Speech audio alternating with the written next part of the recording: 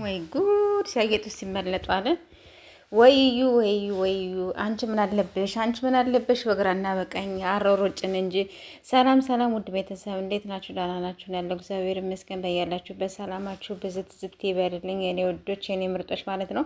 እንግዲህ ትናንት በተሰራው ቪዲዮ ሁላችሁም አይታችኋል። እንዲሁም ደግሞ እዩና ቢኒም ደግሞ ቪዲዮ ሰርተዋል ማለት ነው። ድርቅ ብላ ያንተ አይደለም እያለች ልጅቷ ያንተ አይደለም ብላ እንግዲህ ቢኒ ልታሳብደው ደርሳለች ማለት ነው።